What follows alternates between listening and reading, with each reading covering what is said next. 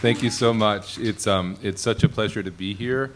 I always look forward to the festival every year. It was an amazing treat to get to see Karen Coonrad's King Lear a couple different times this weekend over at the University Theater, and I'm so glad that we have some further conversation about this play today. Just two sentences that were in the festival website, which I think provide a useful introduction to the ideas that we're going to be grappling with today, which is that no work of English literature speaks more directly to human vulnerability in the face of climate disruption than Shakespeare's King Lear. And those two things, the play itself and the legacy of the play that many of us saw this weekend, and the vulnerability that we all feel in the face of a changing and heating environment, are the two things that I want us to be talking about today, both the three of us here and maybe some questions from the audience later. The old king, thrust outside into the storm by himself, feels our environmental weakness on his skin. And our conversation today between the three of us, with some special performance elements as well, some of which will be passed out to the audience, will try to think about how Shakespeare thinks about environmental vulnerability, and also how we think about it and might think about it differently in the present. So before we get started, I'll just introduce our three panelists here. Starting in the center with David Sterling Brown, a lifelong Connecticut resident who is also an associate professor of English at his undergraduate alma mater at Trinity College in Hartford.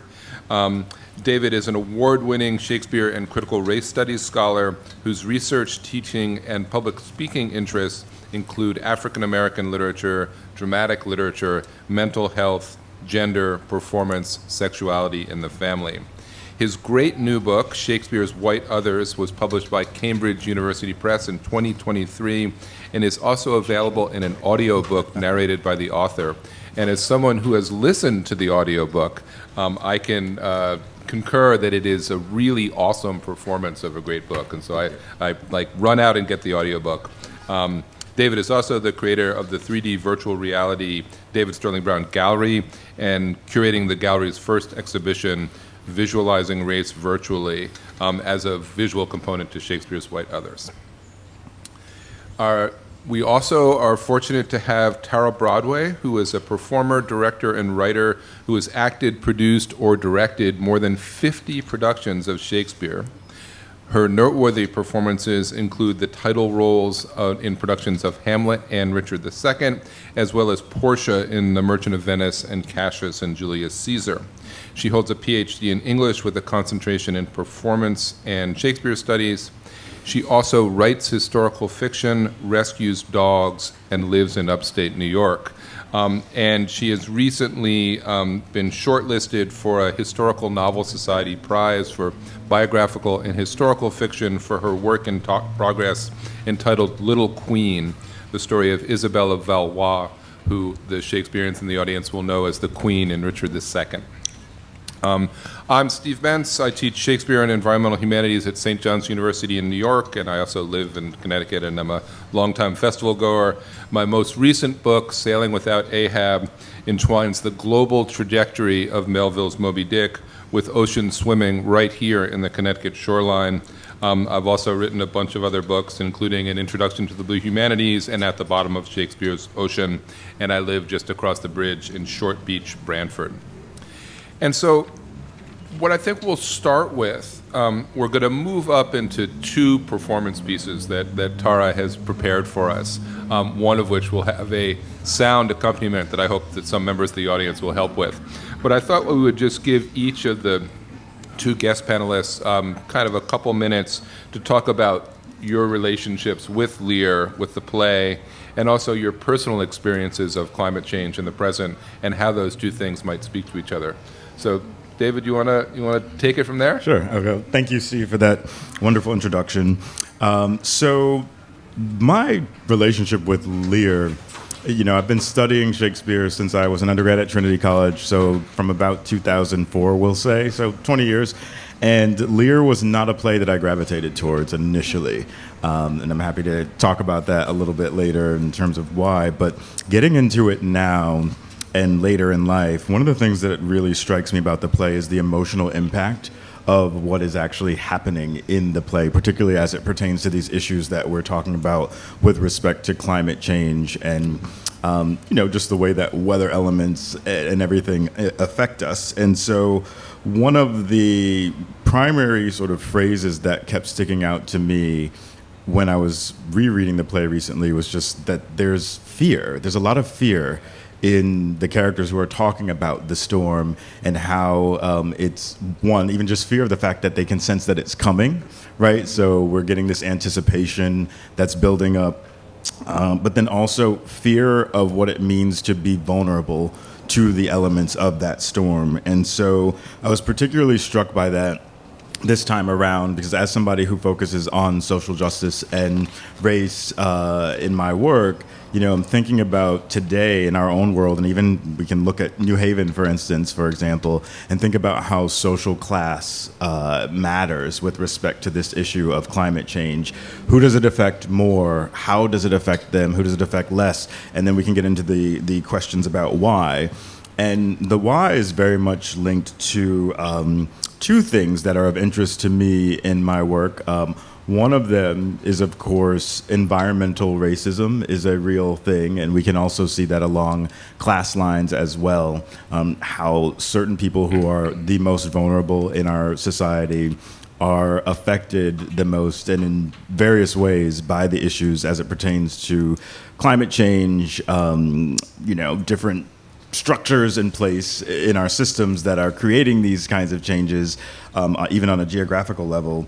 But then also that's linked to a subject that I don't think a lot of people think about as much, which is then medical racism, right? Because if you're suffering from issues that are being sort of placed upon you because of changes in the environment, and partly because of changes that human beings are making, then when you've got to go seek out medical care, and there's a great book that was recently written by Dr. Uche Blackstock called Legacy, an instant New York Times bestseller, on this issue of medical racism, that gets us into a whole nother way of how the issue of climate change and environmental changes affect everyone. And ultimately, what I think I take away from a play like Lear is how fragile human life is, right? The fragility of human life is constantly being sort of put front and center in this play, especially in the middle of the play. And there are some lines from it that I love that we can maybe get into as well. And the last thing that I'll say, in terms of thinking about Lear, I recently saw a news article. There's an island off the coast of Panama where, because of rising sea levels, there are the indigenous people who lived there for several generations. They all just had to be displaced from the island to the mainland. And that is a direct result of climate change. So I just want us to think broadly about how this play, written over 400 years ago, is still very much relevant and matters in our world today in so many different ways. So thank you. My relationship with Lear, I think, is a little bit similar to David's, that I didn't connect with it initially. I read it in high school as a senior, and it didn't really speak to me. And when I started pursuing Shakespeare performance as an actor, when Lear would come up for auditions, which wasn't that often, I was interested in Cordelia and never comprehended that I would ever get to perform any little bit of Lear himself. So I'm also struck by what David had to say about fragility and vulnerability is very much the actor's predicament, to go up on stage and be vulnerable to the elements of the audience. So I come to think about Lear in that respect as well, that he is the character is very vulnerable to the elements in the environment, but practically speaking, in the theater, what are those elements? Technically, how do you construct them with lights? How do you construct them with sound? how do you construct it for the experience of the audience, and the way that the actor playing that role, or in the case of the production this weekend, the actors playing that role, and how they may become the storm. So I think that's all I'll say for now, so that we can get. Yeah, I think we're gonna move toward our first performance, and what we're really trying to think about here is how does theater create the experience of environmental fragility, physical vulnerability, and so we have some props that we will pass out to the audience. We Tara? do. So Steve is going to be playing the rain stick. I'll be playing the rain so stick. we have some rain. David is going to do a little thunder on the drum. So whatever you feel. Okay. And I have a couple of thunder sticks that I'm going to bring out to the audience. I'll show you briefly how to use those, and just ask you to listen in the speech for the references that will sort of give you the direction for when to incorporate the thunder. So yeah, and for anyone keeping score at home, this is the blow wind speech in Act 3, Scene 2. The moment in which Lear first encounters the storm with his body.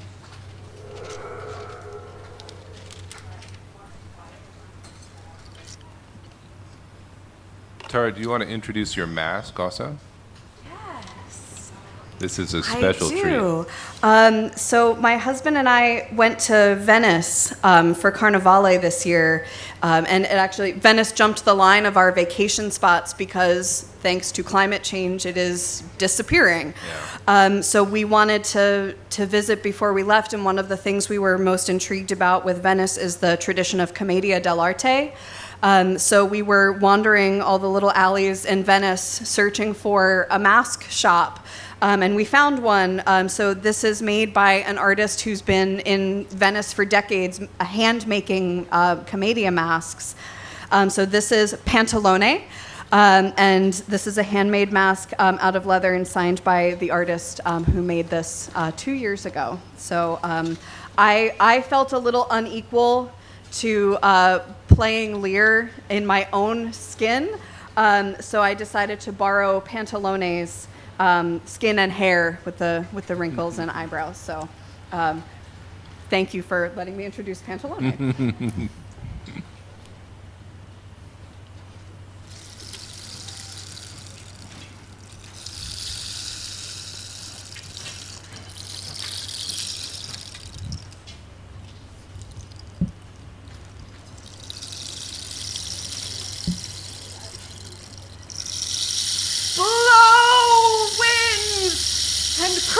Your cheeks, rage, blow, you cataracts and hurricanos, spout till you have drenched our steeples, drown the cocks, you sulphurous and thought-executing fires, vaunt couriers of oak-cleaving thunderbolts, singe my white head, and thou, all shaking thunder, strike flat the thick rotundity of the world, crack nature's molds, all germing, spill at once that makes ingrateful man, rumble thy belly full, spit fire, spout rain, I tax not you,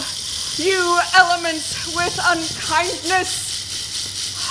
I never gave you kingdom, called you children. You owe me no subscription. Then let fall your horrible pleasure. Here I stand, your slave, a poor, infirm, weak, and despised old man. But yet I call you servile ministers that will with two pernicious daughters join your high-engendered battles gainst a head so old and white as this. Oh, 'tis foul. No, I will be the pattern of all patience. I will say nothing.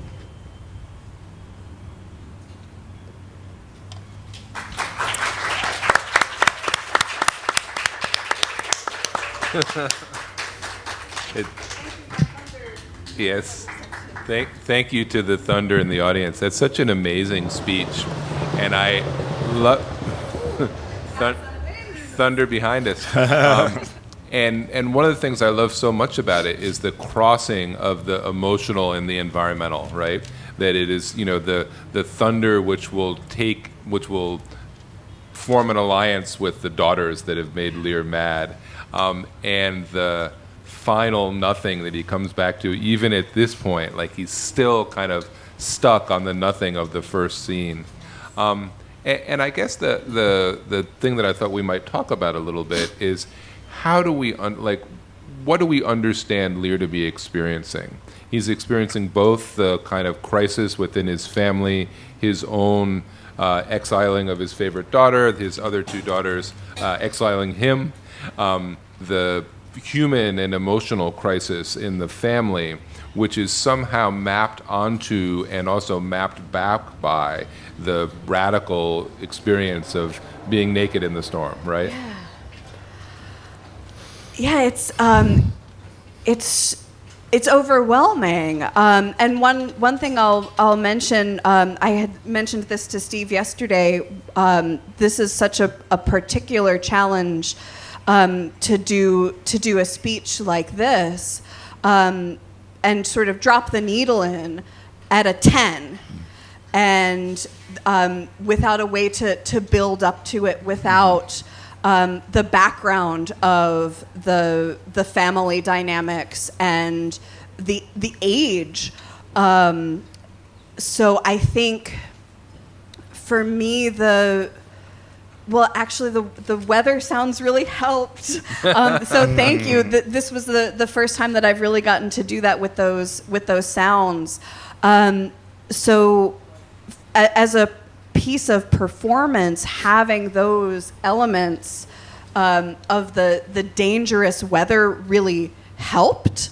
But that's also such a troubling dynamic in terms of climate change, that those things don't help. But I wonder if can we utilize them as alarms to galvanize actual work to be done about that. So I think that's the work of the theater, is to put us in those mindsets in the black box of the theater, so that we can actually think through and talk through. So this panel is a really nice extension of that. Yeah, and I would say I see everything sort of summed up in the final words of that speech. Oh, 'tis foul.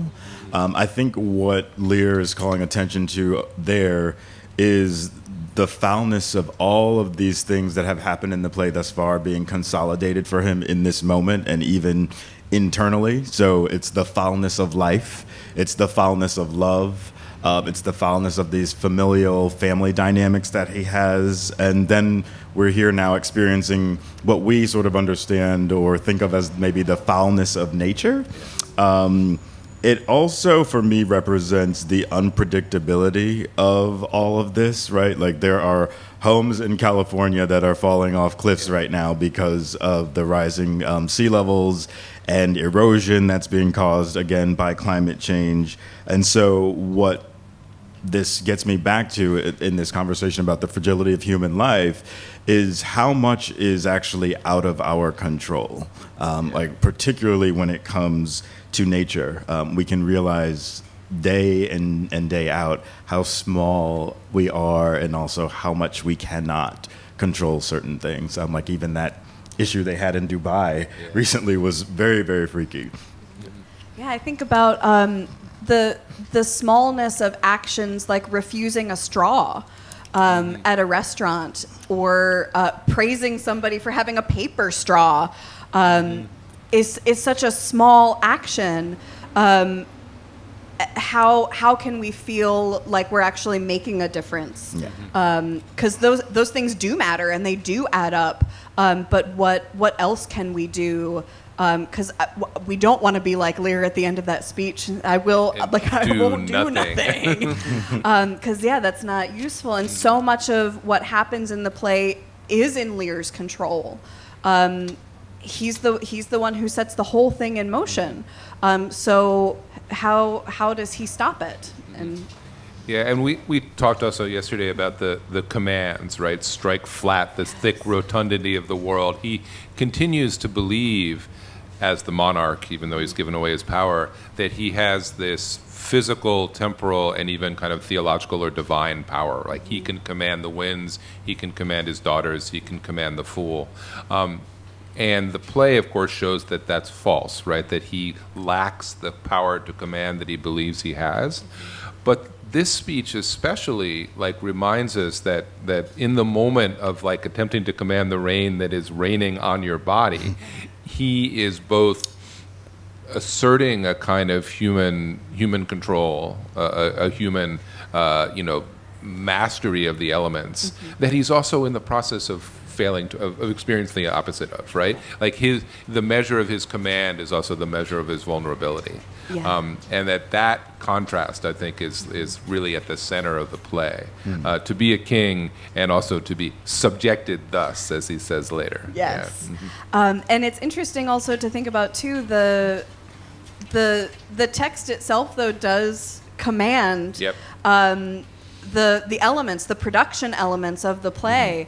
So I had to ask you to listen for the references to thunder. So in one sense, the performance of it does command the elements. But inside the play, Lear is also just telling them to do things that they're already doing. So in a way, his commands are completely ineffectual. Yeah, and I think it shows us, because kings were often treated or thought of as almost like gods on earth.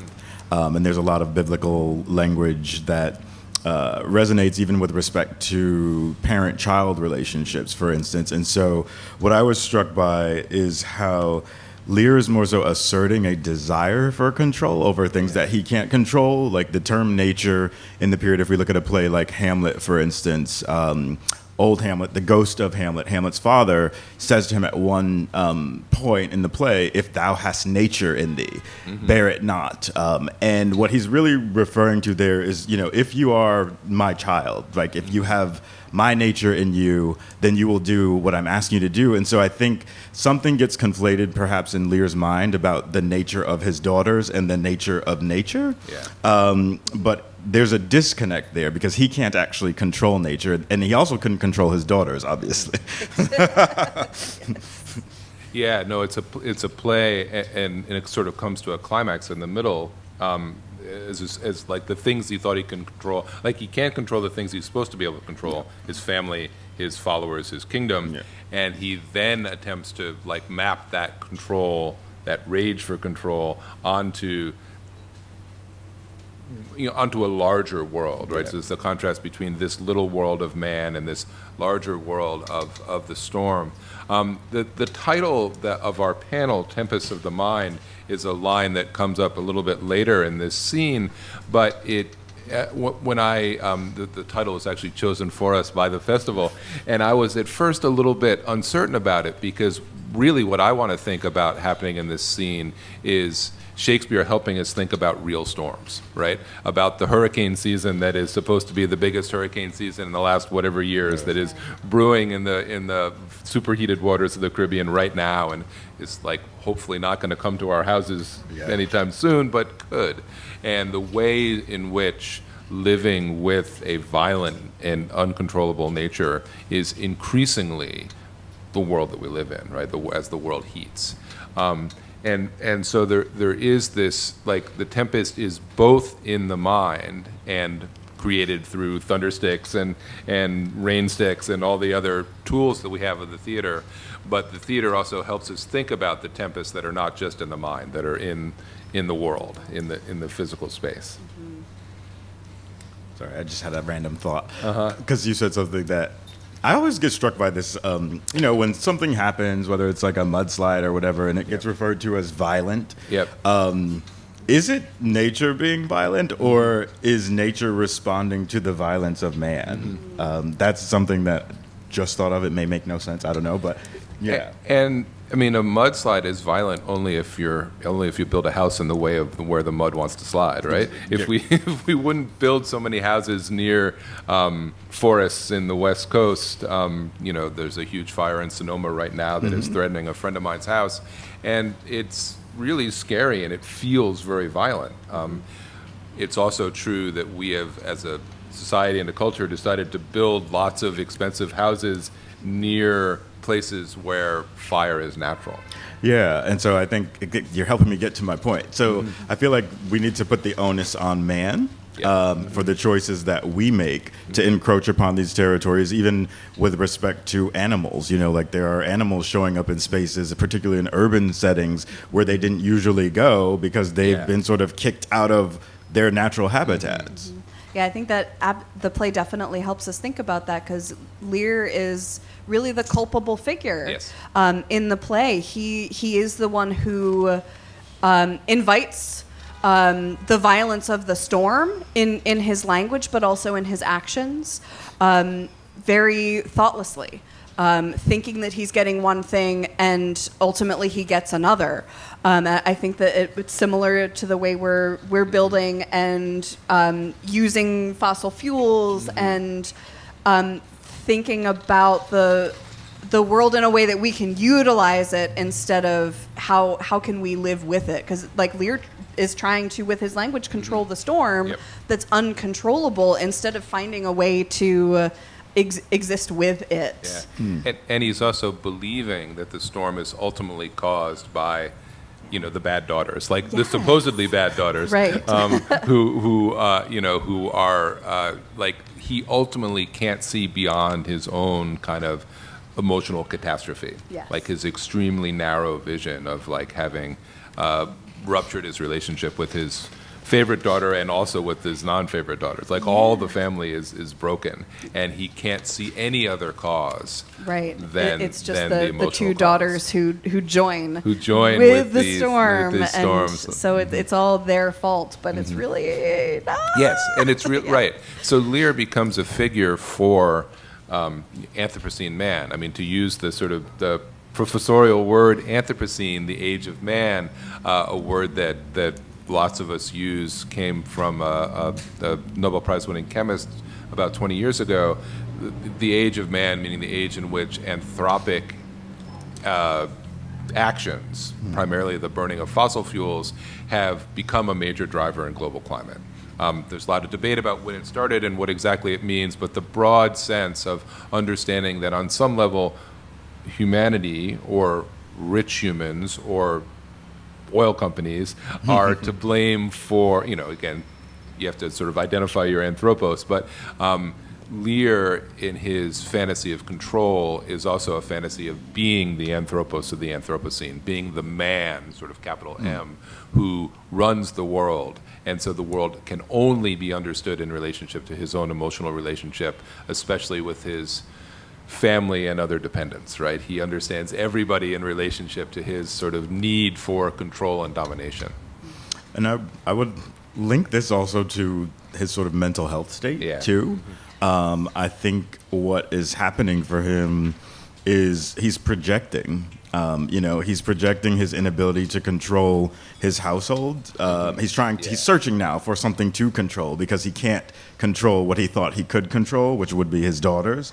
And this reminds me, mental health is something that feeds into my work as well, but it reminds me too of how we don't get to see typically in Shakespeare plays, because things happen so quickly, how a character's healing process. But I think if he were able to heal his emotional wounds from his daughter, right, or daughters, maybe things might look different for him. Instead of searching for control, he'd actually have real solutions to his problems.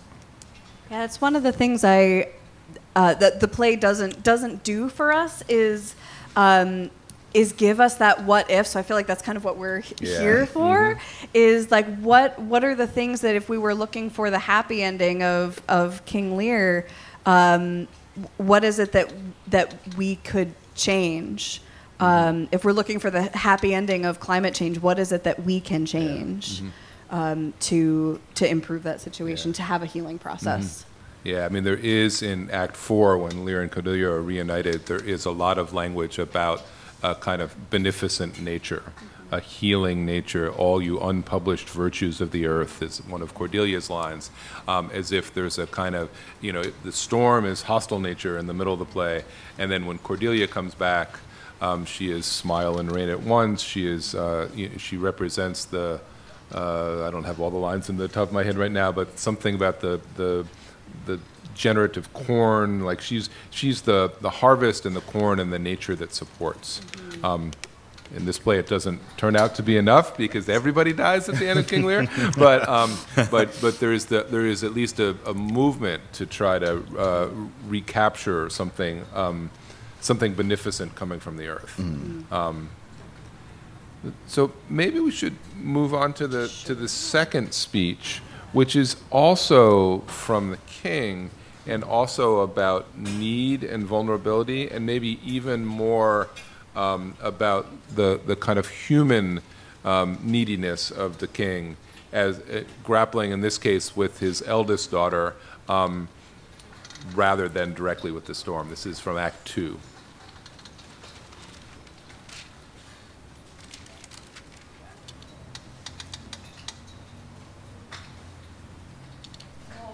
Reason not the need. Our basest beggars are in the poorest things superfluous. Allow not nature more than nature needs. Man's life is cheap as beasts. Thou the lady, if only to go warm were gorgeous. Why, nature needs not what thou gorgeous wear'st, which scarcely keeps thee warm, but for true need. You heavens, give me that patience I need. You see me here, you gods, a poor old man, as full of grief as age, wretched in both. If it be you that stirs these daughters' hearts against their father, fool me not so much to bear it tamely. Touch me with noble anger, and let not women's weapons, water drops, stain my man's cheeks. No, you unnatural hags. I will have such revenges on you both that all the world shall. I will do such things. What they are yet, I know not, but they shall be the terrors of the earth. You think I'll weep? No, I'll not weep. I have full cause of weeping, but this heart shall break into 100,000 flaws or e'er I weep. Oh. Fool! I shall go mad.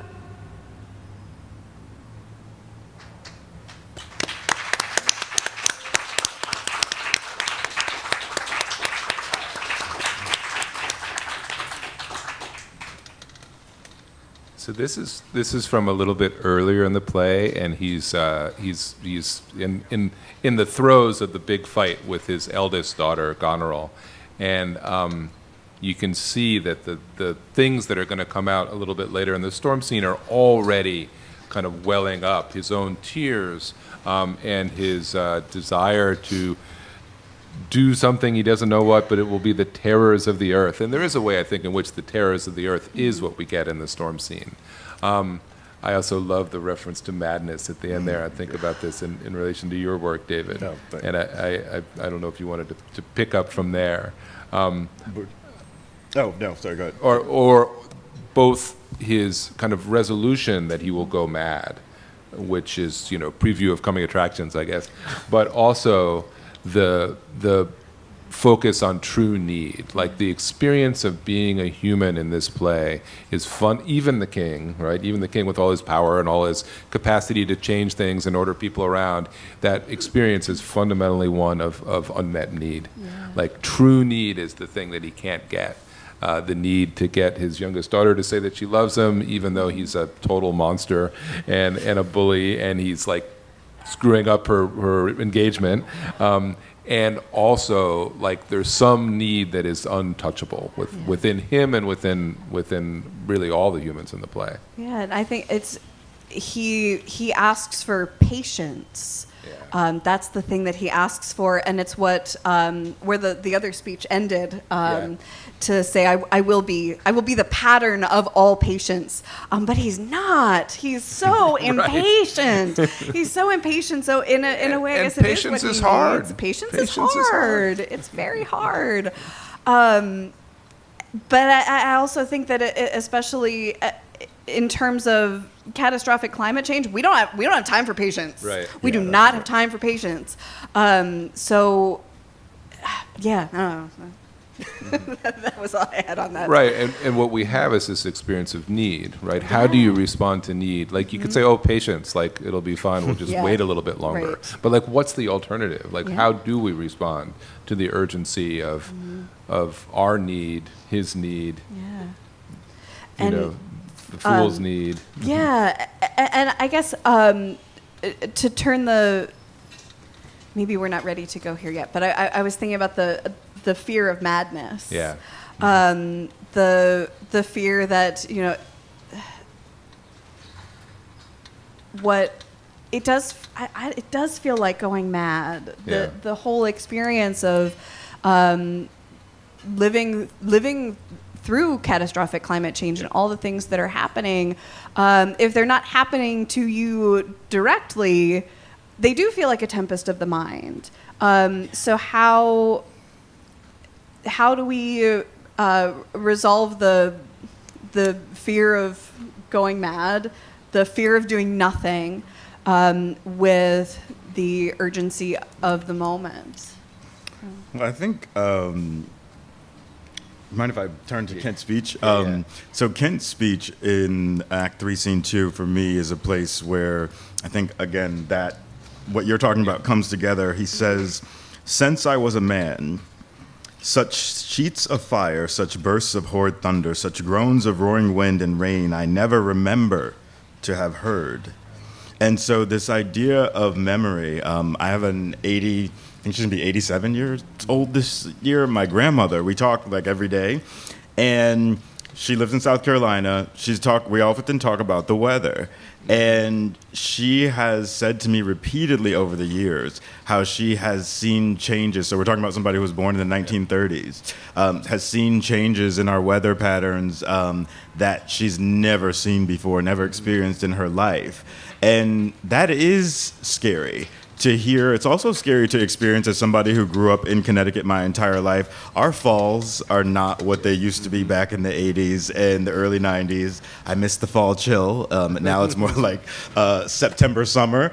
And I think what Kent is drawing attention to there is just the fact that these changes in the weather patterns have a significant impact on us, even on emotional and psychological levels. The fact that this is something that is being recalled for him, but he can't actually place it in his mind because he's never seen it before. There's almost like a misalignment in terms of what he remembers, like December should be versus what it is now, for instance. Yeah, I think that speech, I mean, it also connected to this speech of Lear's and the one we heard just a few minutes ago, is a recognition, or maybe recognition is wrong, a kind of emphasis on the really painful friction between the way the world actually is and the way we as humans would like it to be, right? Like Lear is desperate to connect the storm to his daughters, because if it's his daughters and his family, then they can be obedient or disobedient, but they're like in his control. Yeah, he can make sense of theoretically. it. He can make sense of Yeah. it. Whereas the world that actually surrounds us, and this is increasingly true during climate change, but my sense is that Shakespeare understood it to be true also for him and in the 16th and 17th century, is that the weather does things to you. Like being a vulnerable human in the world means we are subject to cataracts and hurricanos. Hurricano, again, like a professor tangent, is a Native American word. It shows up in the English language only about 100 years before this play, or maybe even less than that. It is a reference to a kind of storm that England still doesn't experience. A hurricane is an American storm. And there's this sense that the world isn't going to be kind to us, isn't going to be legible to us, is only going to be like it's not going to answer our need. That's why the word need is so important in the play. And I think the end of Kent's speech there actually wraps up nicely what you said. I didn't read that last part. He says, man's nature cannot carry the affliction nor the fear. Right. And so there's a theory, I think, even in his speech, or an anxiety, if you will, about how much we can actually endure because we are, in fact, so fragile. Yeah. Yeah, our bodies and our experiences are insufficient to hold that. Mm-hmm. Mm-hmm. Yeah, and the distinction between affliction and fear, right? Affliction is just the physical suffering, which we probably aren't strong enough to endure. But fear is the anxiety produced by the possibility that there'll be more affliction and more suffering. And in some ways, I think Shakespeare is very carefully saying that, like, as bad as it is to be in the weather, it's almost worse to be afraid of the weather. Yeah. That those are the things we can't bear as humans. Yeah, I mean, look at this heat we're experiencing today, and there's more on the way. Yep. Right. I mean, it's actually not that bad today, but it's supposed to be really bad by Thursday, right? There's always this way in which one experiences hostile weather. It's like, well, is it going to get worse? Is it going to get better? Is it going to, flood my basement? Is it, is it going to touch these little oases of structure or control that we have in our families, in our homes, in our lives, that we would like them to be protected? And also, you mentioned structure. I think, too, about how these patterns and changes with the weather, they are restructuring our worlds. And so maybe places or spaces that we used to be able to put ourselves in, we can no longer. And so there's a lot of loss, including the loss of human lives and people's livelihoods and habitats that comes with climate change and not controlling our sort of part in the problem. Yeah, I'm struck, and I'm always struck when I teach this play and watch this play and talk about this play, that, like, it all sounds pretty bad.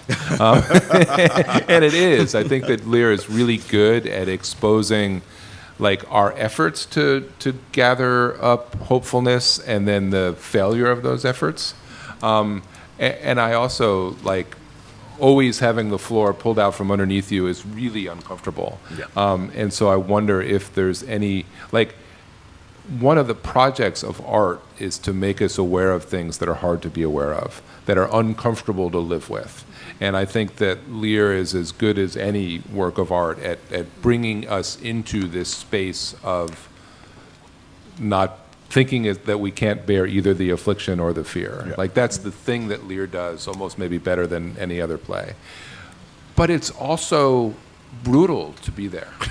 That's why the theater ends and you go out at the end and you get to come back to the world.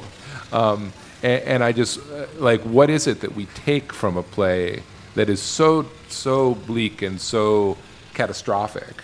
Like, what is the thing that we take from it? And I'm thinking a little bit about the end of the play and the death of Cordelia. The final lines that are given to Edgar are Albany, but were cut in the production we saw in New Haven this weekend. So it ended just with Cordelia dying and Lear dying. But, like, what is it that we take from this was the question we had over coffee yesterday, Tara. Like, why do we like this play so much when it's so grim? Yeah.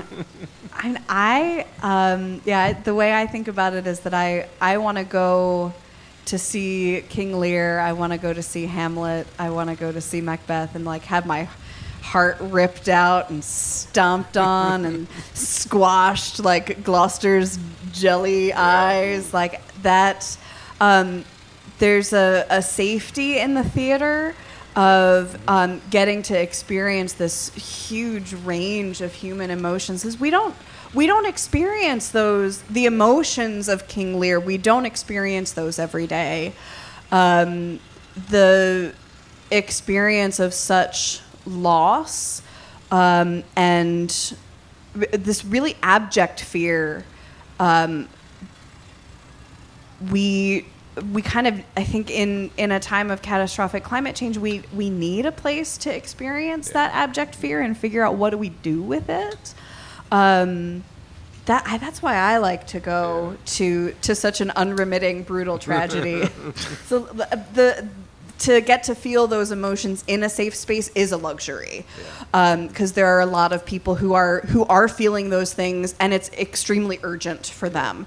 For us, we can experience it in a theatrical space, and I think that gives us an obligation to figure out what to do with it, because it is a luxury for us.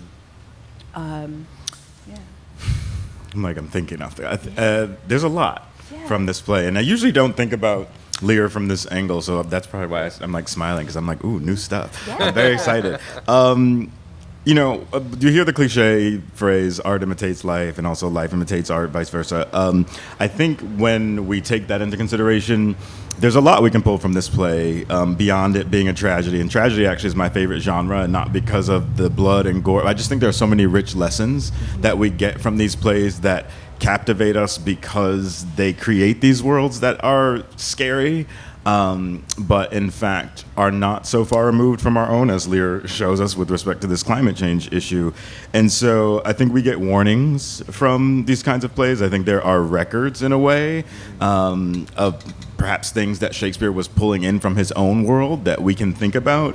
I also think the word instincts came to mind for me as you were talking, because I think with respect to these changes, whether it's climate or whatever the situation might be, instincts are very important for us as human beings. And I think a lot of this technology stuff, AI, all that, we're losing a lot. But I always say to people, I'm like, you don't see the birds sticking around when like it's hurricane time and one's definitely coming. And there's something instinctual and innate in, I think, all of us. And then the other line, that the last thing I'll say, is that I think it was repeated twice in the play, Tom's a cold. Yeah. He kept referring to the fact that he was cold, and so eventually he does get offered a place of warmth. But again, I think instincts, and also being there with and for one another and supporting one another, right? Like he needed shelter, and that was suggested for him. And so if we were less individualistic in how we operate in the world and more collectivistic, especially in the United States, working together, I think, would help provide solutions to the problem of climate change, for sure. Yeah, and I think that especially through the Poor Tom plot and the sort of way in which it reminds Lear about the plight of houseless poverty in his kingdom. Like, does he do a really good job, like, coming up with a plan to take care of houseless poverty? No. He's too busy dying. But we can think about the plight of houseless poverty here in New Haven, elsewhere in the United States, in this massively rich society that we live in, where where there is a lot of houseless poverty, right, within all the parts of the United States, and especially here. And so the way in which, like, the particular insight that Lear has to be brutalized in order for it to come to him, we maybe can get it. Well, we don't really need to go to the theater to get it, but we can receive it from the theater if that is a way that it successfully communicates to us some of these lessons that are difficult to get through and that need to come from multiple angles and venues and genres and modes. Yeah. So, and I do want to go, we're running low on time, but I want to go to audience questions if we have some. If we want to, we have microphones in the, I am almost as old as your grandmother, and in my lifetime and hers, many species have been extinct, have become extinct. And when I was 10 years old, the world was all worried about population growth. China put in a one-child policy. At that time, there were 2.5 billion people in the world. Now there are over 8 billion people in the world. And I think that's one of the major reasons that we have wiped out so many habitats and expanded into places we shouldn't, and have caused climate change in many ways. And I think that whereas in the play, Lear can't control the weather, we as a society, all of us in this world, with our huge numbers and our growing greed, have in fact caused the changes in the weather. And it just gets worse when you think about the richest, or one of the richest persons on the planet, who just received, what, $52 billion as pay for his work, instead of putting that towards housing for people or food for people. I think we just keep compounding our problems ourselves. Yeah, no, I agree with you. And I think when you were talking about the population increases and you mentioned greed, capitalism came right to my mind, because I think a lot of this, when we look at, people building houses in places, or they'll buy the property that has a house on it, tear it down to build up a new one so they can there's a lot being wasted in those processes, and it's all usually for self-gain.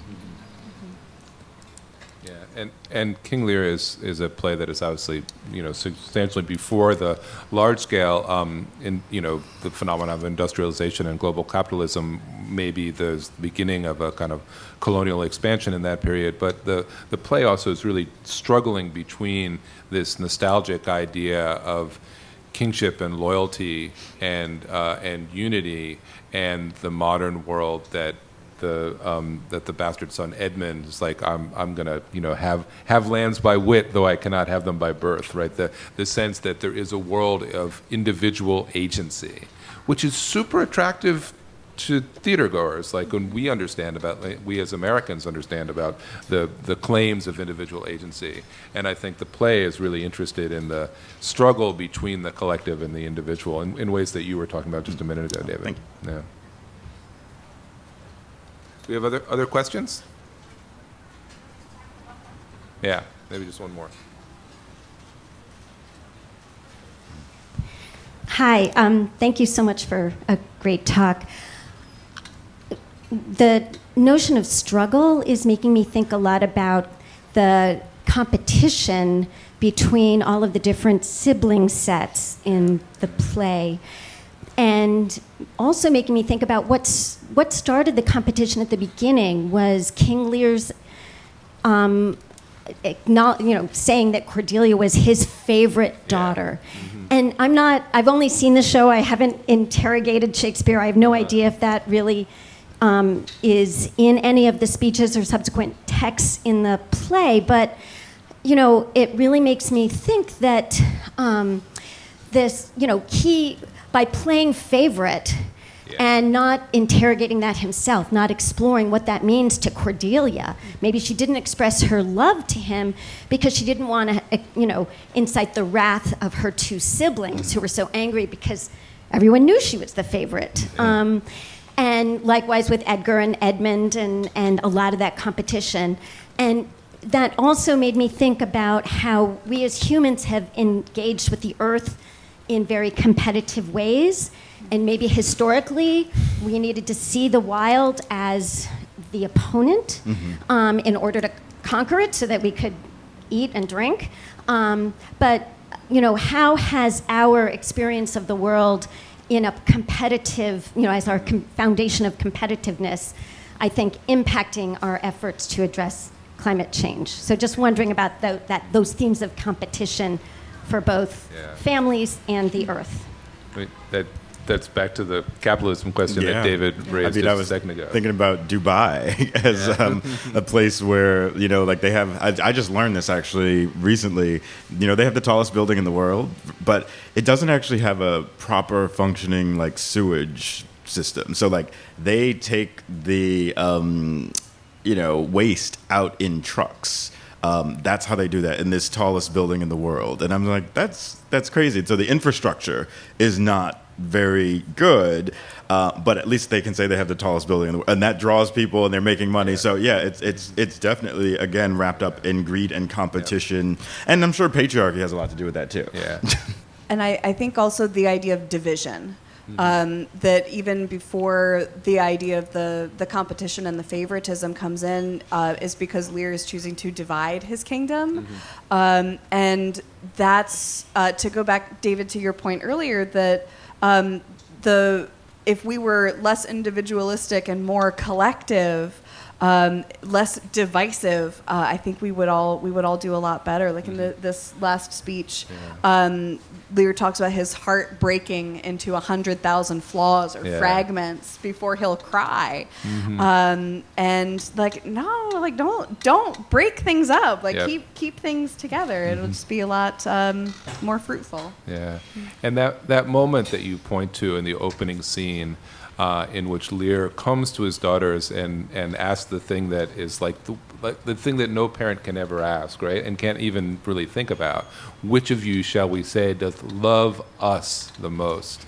And it was performed by Tony Torn, one of the 10 Lears this weekend, and just this gorgeous, open, needy, horrifying, like to hear that from a parent is the most monstrous thing in the world. Like that was the moment in which Lear the tyrant was the most palpable and unanswerable, right? Again, because it comes out of this place of emotional need, and also from a complete failure to understand that Cordelia might have other things on her mind as she's choosing which of the two European dukes nobles she's going to marry, other than loving us meaning the royal we, the royal father. And so that the massive egotism of Lear at that moment strikes me as really important for understanding the history of climate change and industrialization and the degradation of the environment as a product of Anthropocene history.